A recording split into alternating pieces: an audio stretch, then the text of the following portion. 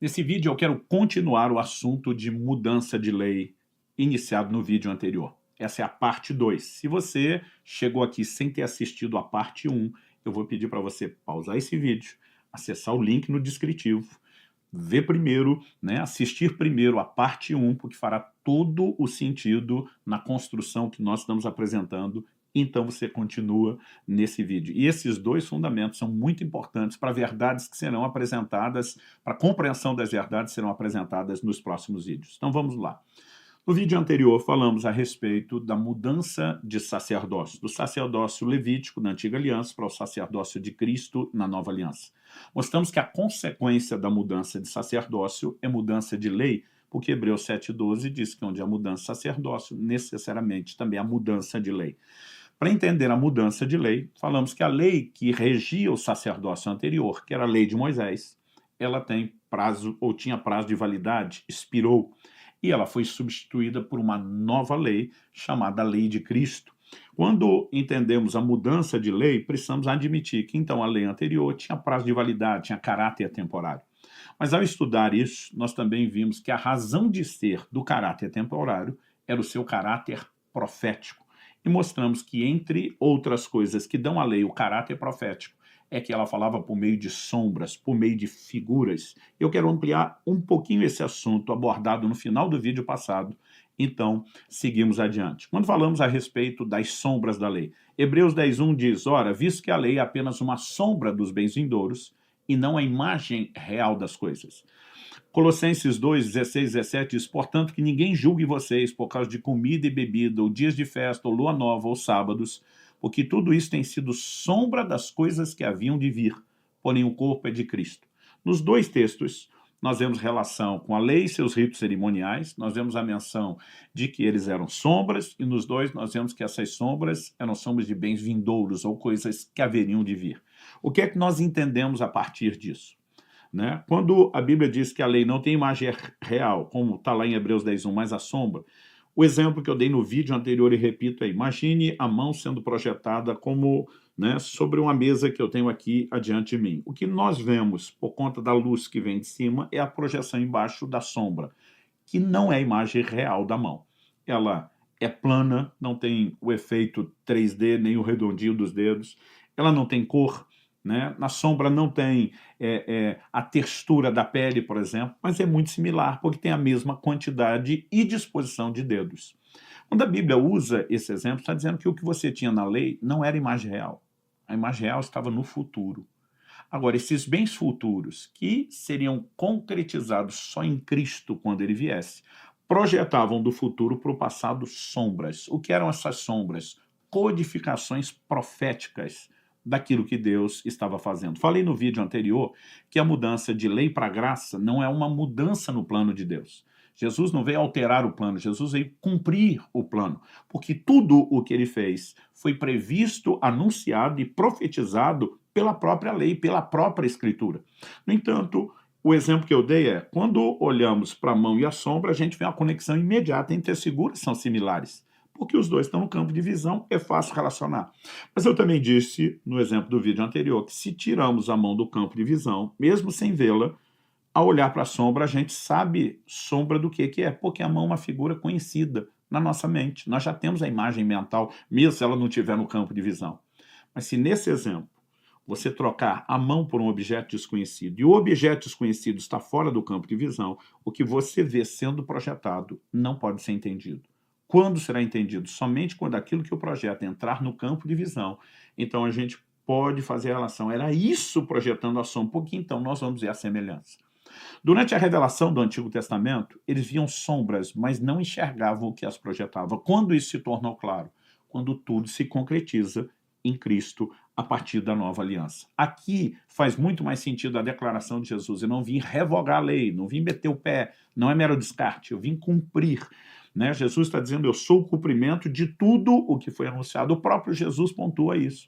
Em João 3, 14 e 15, nós lemos Cristo falando, assim como Moisés levantou a serpente no deserto, assim também é necessário que o Filho do Homem seja levantado, para que todo o que nele crê tenha a vida eterna. Jesus estabeleceu paralelos. Ele está falando de um episódio que está narrado em Números 21. Aquela geração que sai do Egito, rumo à terra prometida, a Canaã, enquanto no deserto lida com infestação de serpentes. As serpentes são chamadas de abrasadoras, porque além do fato de que a picada e o veneno delas conduzia à morte, pressupõe-se que havia muito sofrimento e agonia que antecedia a morte. O povo aflito clama a Moisés, Moisés clama a Deus, Deus diz, eu tenho uma solução. E Deus orienta Moisés, você vai levantar uma serpente de bronze numa haste de metal, né? Vai levantá-la alto o suficiente para que em qualquer lugar, quem for picado, olhe para ela. Quem for picado recebe um antídoto sobrenatural. O mero fato de olhar vai garantir intervenção. Mas Deus deixou claro que quem não olhasse iria perecer. Jesus está dizendo, assim como lá havia uma maldição assolando o povo que gerava morte, Jesus está falando sobre o pecado, é o contexto de João 3, ele diz aqui também tem uma maldição assolando a humanidade que gera morte. Embora a morte de lá era temporária, ele está dizendo essa morte é espiritual e eterna, não natural e temporária. Mas Jesus está dizendo, como Deus tinha uma solução lá com Moisés, ele tem uma solução para a humanidade aqui agora. Como lá a solução seria levantada, aqui também será levantada. E Jesus está falando sobre o Filho do Homem ser levantado. Do que é que ele está falando? Da cruz, do madeiro.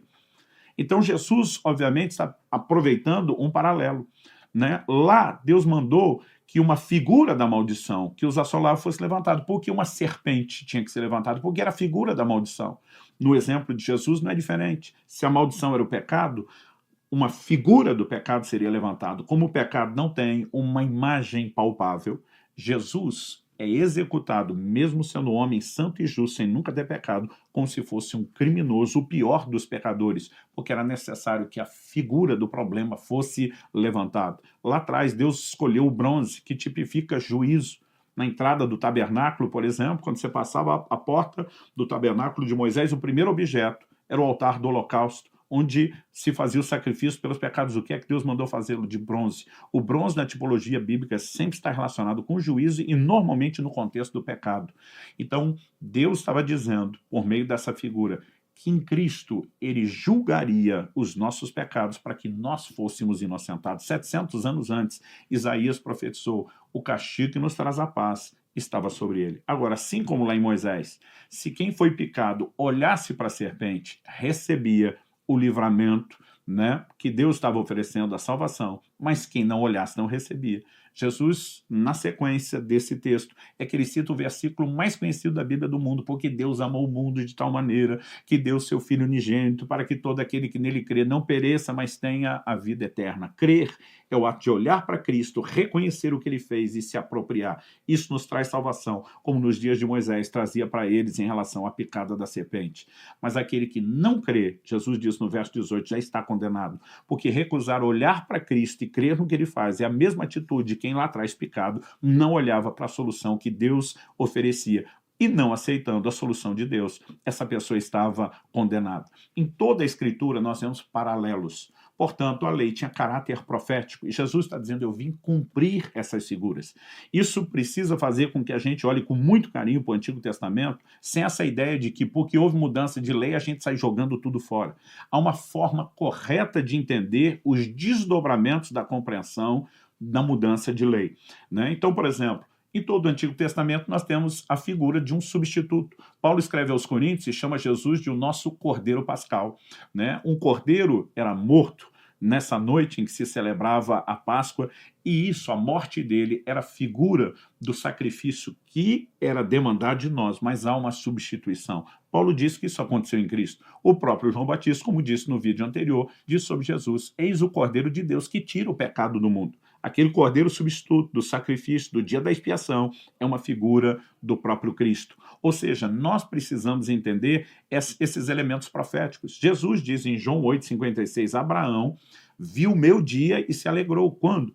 Ao dizer para Isaac, Deus proverá para si o cordeiro, quando Isaac pergunta, papai, cadê o animal do sacrifício? Ele estava comunicando uma mensagem, ele estava dizendo, não só você, na hora certa, meu filho, vai escapar da morte a qual está sentenciado por um cordeiro substituto, mas chegará o dia onde cada um de nós escapará da morte que merece, porque o cordeiro conhecido antes da fundação do mundo nos substituirá. Ou seja, em toda a Escritura nós temos figuras proféticas.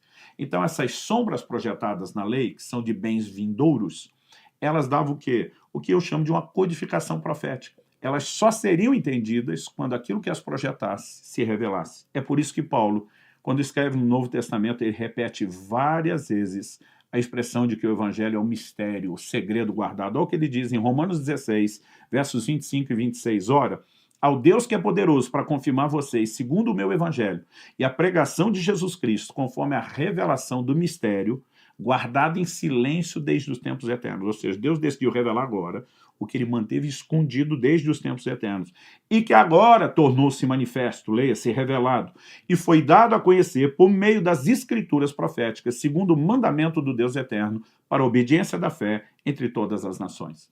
Né? Aquilo que era segredo foi dado a conhecer por meio das escrituras proféticas, que apresentaram tanto o código como a decodificação dele.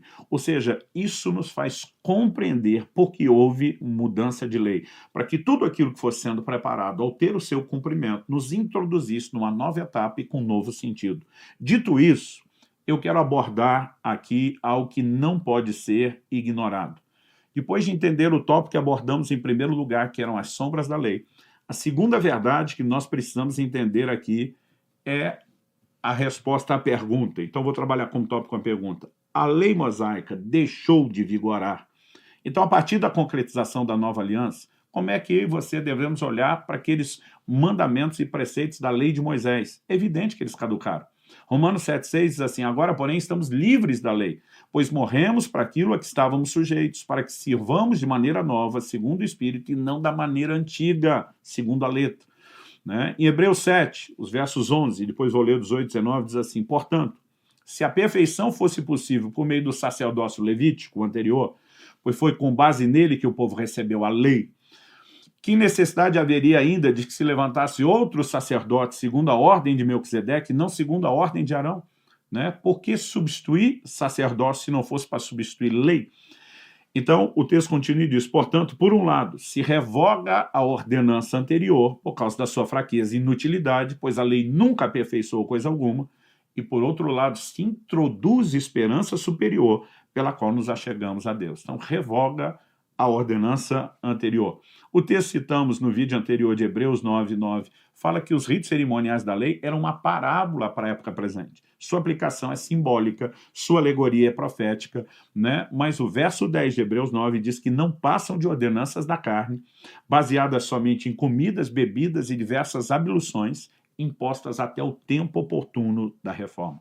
A declaração de Efésios 2,15 de que Cristo aboliu a lei dos mandamentos na forma de ordenança deixa claro, obviamente, que a lei de Moisés cessou. Isso faz com que joguemos tudo fora? Repito, não.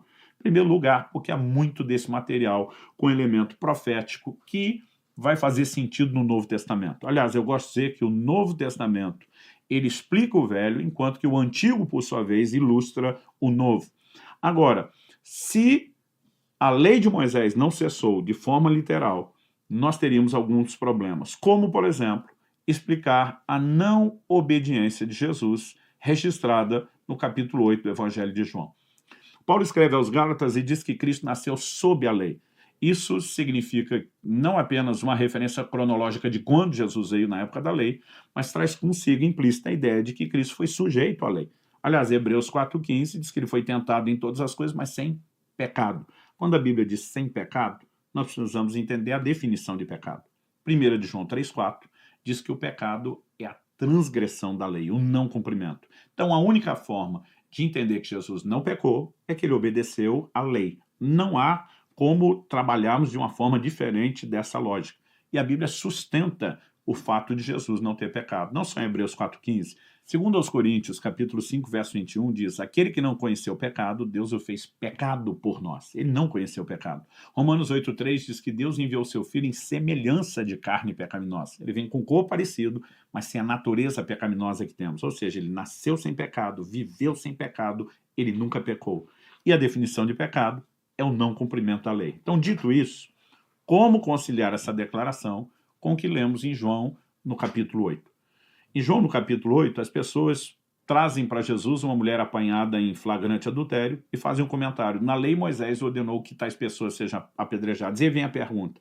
E o Senhor o que tem a dizer? Essa pergunta já é muito elucidativa. Por que alguém perguntaria para Jesus se ele pensaria diferente da lei de Moisés? A lei de Moisés não era só a Constituição que regia o seu povo, a sua nação. Ela era a Bíblia da sua época. É aí que nós entendemos de novo a ideia de mudança de lei já trabalhada. Desde que iniciou seu ministério, e com mudança de sacerdócio a mudança de lei, Jesus passou a ensinar de forma divergente da lei de Moisés. Ouviste o que foi dito aos antigos, eu porém vos digo, e ele ensinava de forma diferente, divergente. Alguns dessas ordenanças ele diz não é para fazer mais o que foi ordenado, ele ordenou algo diferente, outras ele ampliou, outras ele ajustou, enfim. As pessoas chegam e dizem, vai mudar isso também? Nesse momento, Jesus, o texto diz que eles estavam tentando para terem de que o acusar. Jesus responde de forma sábia e apenas diz algo que a lei não dizia, mas sem contradizê-lo. Quem de vocês estiver sem pecado, seja o primeiro a tirar uma pedra nela. A Bíblia diz, todos eles, começando os mais velhos, foram se retirando, porque a declaração de Jesus, ainda que não fosse exigência da lei, fritou a consciência deles. No fim, sobra só Jesus e a mulher, e a Bíblia diz no verso 10, levantando-se, Jesus perguntou a ela, mulher, onde estão eles? Ninguém condenou você? O verso 11 diz, ela respondeu, ninguém, Senhor. Então Jesus disse também, eu não a condeno, vá e não peque mais.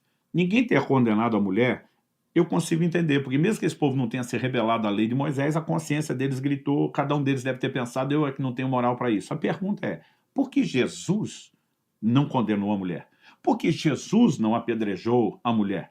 Não foi ele mesmo que sugeriu, né, sem negar que a lei de Moisés dizia, quem tiver sem pecado comece? Ué, Jesus tinha pecado? Claro que não. Então por que ele não fez o que ele mesmo sugeriu? Aí eu e você precisamos entender algo. Se a lei de Moisés ainda estivesse em vigor e mudança de lei não tivesse acontecido, e a Bíblia registra que Jesus não apedrejou como a lei de Moisés exigia, então isso significa que ele estaria transgredindo a lei. Só existe uma forma de Jesus não ter feito isso e não quebrar a lei. É quando nós entendemos a mudança que já aconteceu. Então Jesus olha para uma lei a qual ele foi sujeito a vida inteira, mas que a partir do início do seu sacerdócio, do seu ministério, ela caducou, ela expirou, e ele basicamente está dizendo, não devo obediência a uma lei que expirou e cujo prazo de validade já foi alcançado. Né? Quando você olha, por exemplo, o comentário que as pessoas fazem sobre Jesus, você vai ver repetidos relatos e declarações da desobediência de Jesus do sábado. Em João 5, de 16 a 18, nós lemos, e por isso os judeus perseguiam a Jesus, porque fazia essas coisas no sábado. Mas Jesus lhes disse, meu pai trabalha até agora e eu trabalho também. Você sabe que no sábado não poderia trabalhar. E Jesus está afirmando, eu estou trabalhando. E eles se incomodavam com isso. A Bíblia diz, por isso os judeus cada vez mais queriam matá-los, porque além de desrespeitar o sábado, também dizia que Deus era seu próprio pai. João 9,16, por isso alguns dos fariseus diziam, esse homem não é de Deus, porque não guarda o sábado. Mas outros diziam, como pode um homem pecador fazer sinais como esse? E houve divisão entre esses. Agora, quando vemos essas declarações, elas não fariam o menor sentido se não houvesse mudança de lei. Então, a lei de Moisés tem o seu fim em Cristo? Indiscutivelmente, Romanos 10,4 significa isso, porque o fim da lei é Cristo. Mas nós precisamos entender que há uma nova lei. E a pergunta a ser feita é o que nessa nova lei sustenta declarações da lei anterior, o que derruba ordenanças da lei anterior e o que as ajusta. Porque eu acredito que é a partir desse entendimento que nós vamos ter a capacidade de construir o resto. Né? Então, por exemplo, já vi pessoas tentando dizer, não, mas Jesus, ele observou a própria lei, mesmo depois de iniciar o seu ministério, o seu novo sacerdócio. E de vez em quando eu digo para algumas pessoas, por exemplo, iria nas festas, né, anuais estabelecidas pela lei mosaica. A pergunta é, ele estava fazendo isso só em caráter de obrigação ou é porque onde o povo estava reunido e era uma oportunidade para ministrá-los? Até quando ele manda um leproso que foi curado, Lucas 5, de 12 a 14, relata isso, que depois de curar o leproso, né, Jesus olha para ele e diz, vá, apresente-se ao sacerdote e ofereça pela purificação o sacrifício que Moisés ordenou. Ele está dizendo, vai cumprir a lei. A Bíblia determinava lá no livro de Levítico como o leproso que tinha se recuperado precisava ser examinado, qual sacrifício a oferecer. Agora Jesus está mandando ele só porque a lei tem que ser cumprida. O verso 14 termina com Jesus dizendo assim, para servir de testemunho ao povo, ou seja, usa a lei que todo mundo ainda acredita, o sistema que ainda está em operação, e aproveite isso para testemunhar o que eu, o novo legislador, fiz por você. Isso não significa que Jesus está sustentando que a lei de Moisés e esse sacrifício tinham que continuar, senão até hoje nós teríamos leprosos sendo curados e precisando oferecer sacrifícios que sequer podem mais ser oferecidos. né? Alguns me perguntaram outro dia, mas e a Páscoa por eles celebrada? Né? Quando Jesus celebra a Páscoa com seus discípulos, ele dá o tom de todo o seu sacrifício, aliás, o Novo Testamento aponta para ele como Cordeiro Pascal, e ele institui uma nova celebração, ele diz, a partir de hoje, vocês vão celebrar esses elementos. Ele destaca o pão e o fruto da vide, diz, isso significa o meu corpo, isso, né, significa o meu sangue, e ele estabelece uma nova instituição, não há orientação bíblica, né, a respeito de continuar a prática literal da Páscoa. Então, nós percebemos essa mudança, percebemos o fim de lei, mas precisamos entender como lidar com isso. Porque para alguns é tudo ou nada, ou você joga tudo que tem Moisés no lixo, ou você põe tudo para dentro e as duas coisas estão erradas. Então, eu quero seguir agora adiante, tentando estabelecer, em terceiro e último lugar, quais são as aplicações do que eu vou chamar de uma releitura neotestamentária, né? Traduzindo, o que é que continua, o que é que não continua. Né? Então, quando lemos que a lei de Moisés cessou, isso significa que tudo que procede do Antigo Testamento foi descontinuado? Não. Já falei antes que o Antigo Testamento ilustra o Novo, enquanto o Novo, por sua vez, explica o Velho. Então, todas essas figuras precisam ser vistas e entendidas como tal. Mas eu creio que nós temos 5 aplicações distintas para poder avaliar o Antigo Testamento sob a ótica do Novo Testamento. Né? Você não vai achar um texto que traga essas classificações, mas quando você vai juntando as peças do quebra-cabeça, pegando todas as aplicações de textos do Antigo Testamento que o Novo faz, sobre o que não continua, o que tem ajuste, adaptação, o que continua, a gente consegue fazer essa triagem e chegar a essa conclusão. Então, essas 5 aplicações vou definir como, primeiro, reforma. Algumas ordenanças foram completamente reformadas, mudaram completamente. Segundo, ampliação. Alguns mandamentos não cessaram, mas eles ganharam um significado e um sentido muito maior. Terceiro, cumprimento. Essa ideia de cumprimento é o que nós estabelecemos até agora das figuras, né, proféticas que tiveram o seu cumprimento igualmente profético. Em quarto lugar, vou chamar de ajuste. E aqui no ajuste nós temos 2 categorias. Uma delas ajusta a prática, mas não o propósito. A outra ajusta o propósito, mas não a prática. Em quinto lugar, permanência, aquilo que segue exatamente igual. Então vamos passar o olho nas declarações do que a Bíblia diz sobre cada uma dessas coisas. Em primeiro lugar, reforma, são aquelas que Jesus mudou completamente, né? Ou seja, não se faz mais aquilo que antes havia sido ordenado. Alguns exemplos no Sermão do Monte. Em Mateus 5, de 33 a 37, Jesus diz, vocês também ouviram o que foi dito aos antigos, não faça juramento falso, mas cumpra rigorosamente para com o Senhor o que você jurou. Eu, porém, lhes digo, não jurem de modo nenhum, nem pelo céu, por ser o trono de Deus, nem pela terra, por ser estado de seus pés, nem por Jerusalém, por ser a cidade do grande rei, não jure pela sua cabeça, né, porque você não pode fazer com que um só cabelo fique branco ou preto, que a palavra de vocês seja sim, sim, não, não, que passar disso vem do maligno. Então, antes não jura falso, jura verdadeiro. Jesus diz, não, agora nem jure, simplesmente sustente a sua palavra. Tudo que você diz já é um juramento. Então, nós temos uma reforma. Em Mateus 5, de 38 a 42, de novo, Jesus diz, ouviste o que foi dito aos antigos, olho por olho, dente por dente. E diz, mas eu vou dizer o contrário, não resista ao perverso. Se bater na sua face, em vez de usar de reciprocidade, oferece a outra, caminha a segunda milha. O que nós temos aqui é reforma.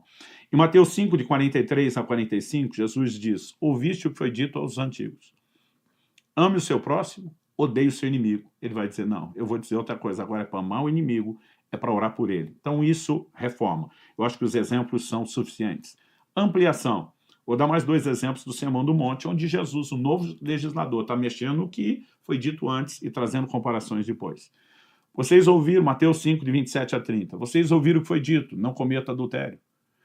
Aí Cristo emenda, eu, porém, vos digo, todo que olhar para uma mulher com intenção impura, já cometeu adultério com ela no seu coração. Jesus não está dizendo que a ordem de não adulterar foi revogada, mas ele amplia. Agora, não é só adultério físico, mas o adultério do coração por meio da cobiça também.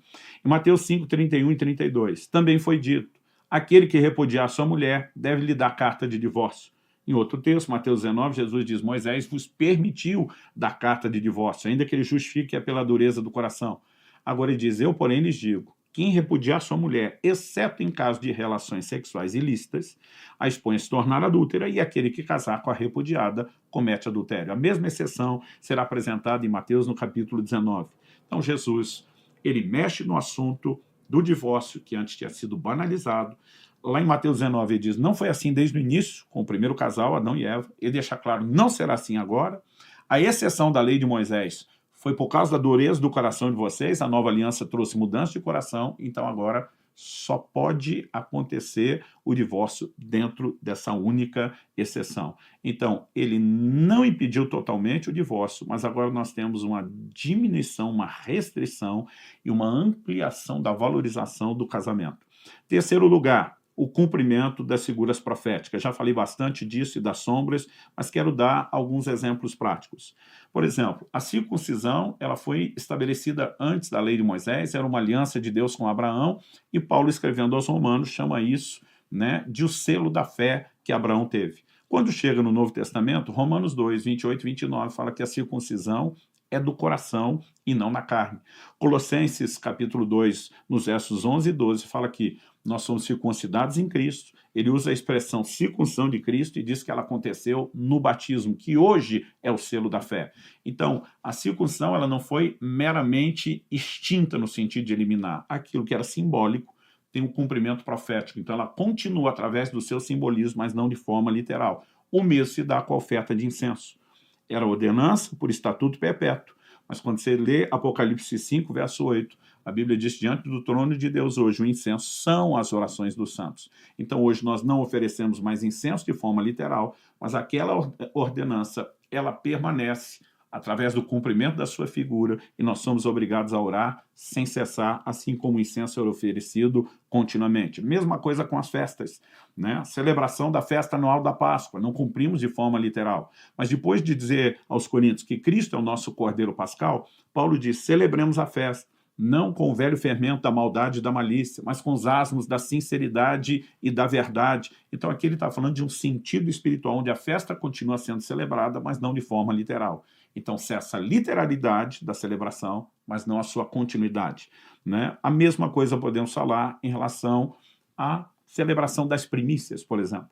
Né? O primeiro dia da colheita, o camarada entrava, colhia um feixe, apresentava diante do Senhor, oferta de movimento, tinha lá uma oferenda a ser entregue a Deus. Ele contava, então, 7 semanas, um total de 49 dias.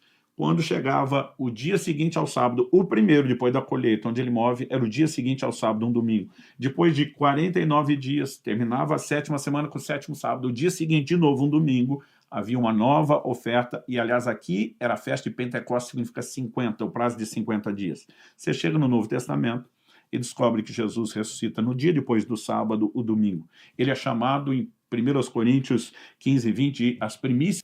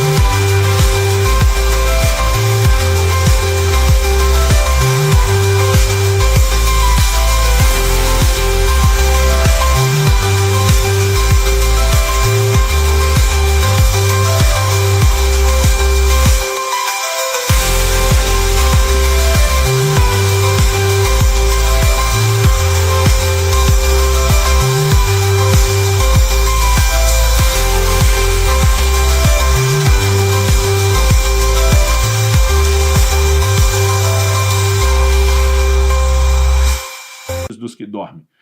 50 dias depois da ressurreição de Cristo, nós temos na festa de Pentecostes o derramar do Espírito, o início da igreja, que em Hebreus 9, 23 é chamada da igreja dos primogênitos arrolados nos céus. A figura de Jesus primogênito dos mortos, a igreja dos primogênitos, das primícias, está associada a essa figura do dia depois do sábado, que era o primeiro dia, e com 50 dias de diferença. Ou seja, todos esses textos nos ajudam a compreender com clareza verdades, né, que ainda estão lá, não para ser praticado de forma literal, mas para iluminar o entendimento e abrir a nossa compreensão. Terminando, temos os ajustes, que é quando a prática muda, mas o propósito não. Por exemplo, Paulo, escrevendo aos Coríntios, ele pergunta: quem vai à guerra à própria custa? Quem planta uma vinha e não come do seu fruto? Ou quem apacenta um rebanho e não se alimenta do leite do rebanho?